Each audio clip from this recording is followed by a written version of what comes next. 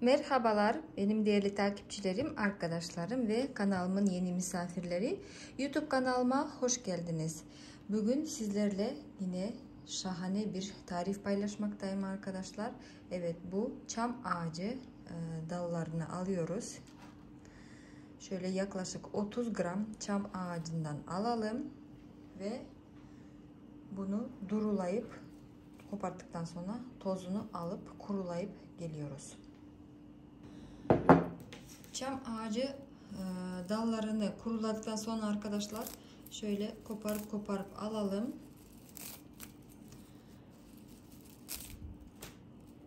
Ondan sonra bir makas kullanarak, makasın yardımıyla şöyle bir cam kavanoza kesip doğrayıp yerleştiriyoruz.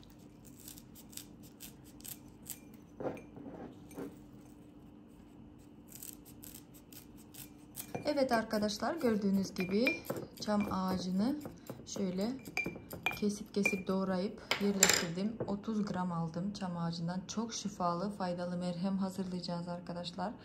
Evet, şimdi üzerine çam ağaçlarımız, dallarımız kapanana kadar zeytinyağı döküyoruz. Burada yaklaşık 150-170 mililitre zeytinyağı kullanmış oldum arkadaşlar. Evet, tabii ki de tercih ederseniz ayçiçek yağı da kullanabilirsiniz ama zeytinyağıyla yaptığımız kürlerimiz, tariflerimiz, merhemlerimiz daha etkili olacaktır arkadaşlar. O yüzden ben hep zeytinyağı kullanıyorum. Şimdi öncelikle alıyoruz bir tenceremizi. İçine ufak havluyumuzu yerleştiriyoruz. Kavanozumuzu da yerleştiriyoruz. Kavanozun kapağını ufak örtelim, böyle hafif örtelim. Ve üzerine su döküyoruz arkadaşlar. Kavanozun yarısından gelecek kadar su dökelim. Şimdi de bunu kaynatmaya başlıyoruz. Tenceremizi ocağa yerleştiriyoruz ve suyumuzun kaynamasını bekliyoruz arkadaşlar. Su kaynadıktan sonra çok kısık ateşte 40 dakika bu yağımızı ısıtacağız arkadaşlar. Su kaynayacak, yağ da ısınmış olacaktır. Evet, yağımızı hazırladık, aldık ocaktan arkadaşlar. Sıcak halinde çıkartıyoruz ve daha sıcak halindeyken başka kavanoza, cam kavanoza süzüp alalım yağımızı.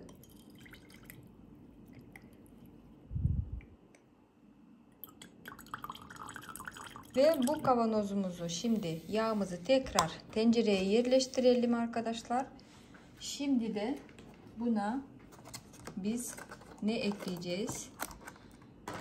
Çok faydalı olan bal. Balı peteğiyle birlikte ekleyeceğiz. Burada 50 gram petekteki bal vardır arkadaşlar. Yağımız daha sıcak halinde ekleyelim. Ve şimdi tekrar bunu, tenceremizi ocağa yerleştirip kısık ateşte kaynatalım suyu. Şimdi ocağa yerleştiriyoruz ve balımız peteğiyle birlikte eriyene kadar ahşap kaşıkla karıştırarak bu yağımızı daha 2-3 dakika ısıtmış olacağız arkadaşlar.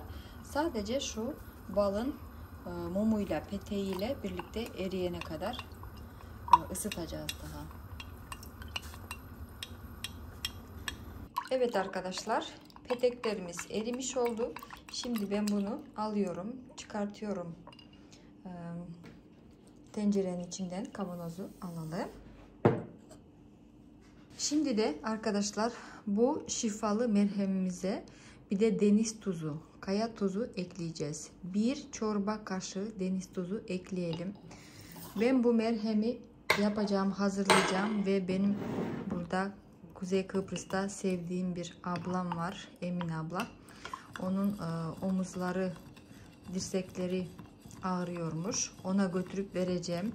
Bazılarınız merak ediyorsunuz, bu yaptığın kürleri ne yapıyorsun? Hepsini döküyor musun? Kullanıyor musun diye. Evet. Ben yaptığım kürleri hazırlayıp ondan sonra ihtiyacı olanlara götürüp veriyorum arkadaşlar. Onlar kullanıyorlar. Ondan sonra tabii ki de geri dönüşler oluyor arkadaşlar. Güzel sonuçlar alıyoruz. Evet. Deniz tuzunu ekledik. Ekledikten sonra biraz karıştıralım. Zaten tuz yavaş yavaş eriyip yağla eriyip karışacaktır.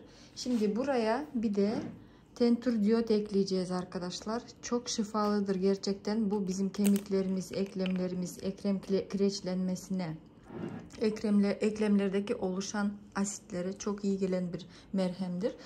O yüzden tentür diyottan yaklaşık 10 damla damlatıp ekleyeceğim.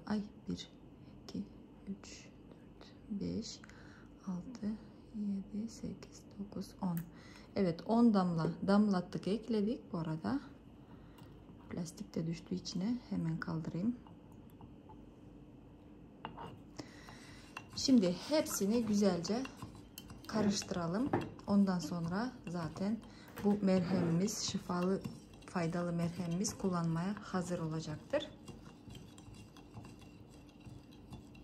Bu merhemimizin kullanma süreci çok uzundur arkadaşlar. Yalnız bunu biz karanlık ve serin ortamda saklamamız gerekiyor. 6 aydan 1 seneye kadar durabilir merhemimiz ve biz bunu her gün kullanabiliriz. Evet, şimdi de kullanımına gelelim arkadaşlar.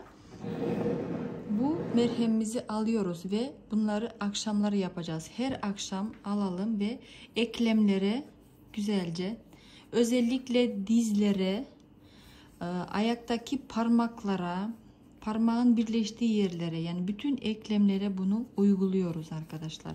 O kadar güzel faydasını göreceksiniz ki yağ biraz sıcaklık verecektir ve aynı zamanda da eklemlerin arasındaki oluşan kireçlenmeler olsun ya da sıvı olsun ya da bazen asit oluşuyor. Ondan da ağrıyor ve eklemler deforme olmaya başlıyor.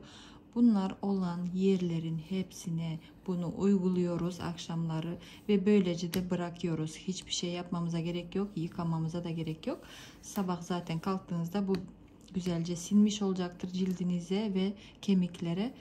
Aynen bu merhemi kullandığınızda arkadaşlar genç çocuk çağımızda, ergen çağımızda nasıl koşturuyorsak onun gibi koşturmaya başlıyoruz. Çünkü eklemler, kemikler ona göre güçleniyordur ve çok iyi çalışmaya başlıyor arkadaşlar. Evet, her gün bunu uyguluyoruz. Bu bitene kadar uygulayabiliriz. Zaten dışarıdan uygulama olduğu için her gün uygulamamız mümkündür arkadaşlar. Ağrılarımız, sızılarımız geçene kadar uygulayabiliriz arkadaşlar. Evet, yorumlarınızı, sorularınızı yorumlar kısmında yazabilirsiniz.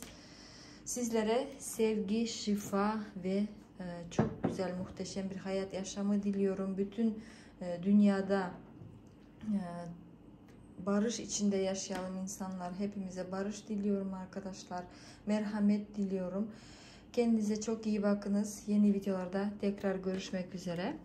Bye bye.